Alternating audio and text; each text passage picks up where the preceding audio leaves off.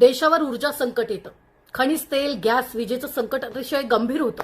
त्या स्थितीला energy lockdown म्हणतात. सध्या एनर्जी लॉकडाऊनची सगळीकडे चर्चा सुरू आहे. काय झालंय? युद्धामुळे अनेक देशांमध्ये इंधनाची टंचाई निर्माण झाली आहे. यावर उपाय म्हणून काही देशांनी 4 दिवसांचा आठवडा जाहीर केलाय, तर फिलिपाईन्स सारख्या देशांनी थेट आणीबाणी घोषित केली. पण भारतात असा कोणताही निर्णय घेण्याचा सरकारचा विचार नाही.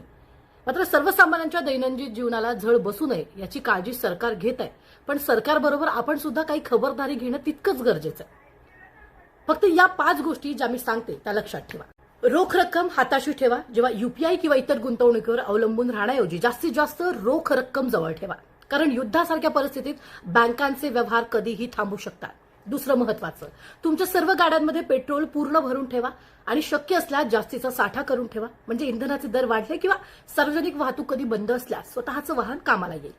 तिसरं आणि अत्यंत महत्वाचं, किमान 2 ते 3 महिन्याचं धान्य आणि जीवनावश्यक वस्तूंचा साठा करून ठेवा. कारण अशा परिस्थितीत महागाई लगेच वाढते. अचानक तुमची चिंता नको वाढायला. चौथं, अनावश्यक खर्च टाळा. हो, हे सगळ्यात महत्वाचं आहे. सध्याच्या काळात अनावश्यक खर्च करू नका. फिरायला जाणं, नवीन गाडी किंवा जागा खरेदी करणं यासारखे मोठे निर्णय काही महिने पुढे ढकला. 5वं आणि अत्यंत महत्वाचं, या परिस्थितीला हलक्यात घेऊ नका. कारण संकट आल्यावर या गोष्टी करण्याची संधी तुम्हाला मिळणार नाही. मात्र टेन्शन घेऊ नका. या संदर्भातले प्रत्येक ताजे अपडेट तुम्हाला झी 24 तास वेळोवेळी पोहोचवतात.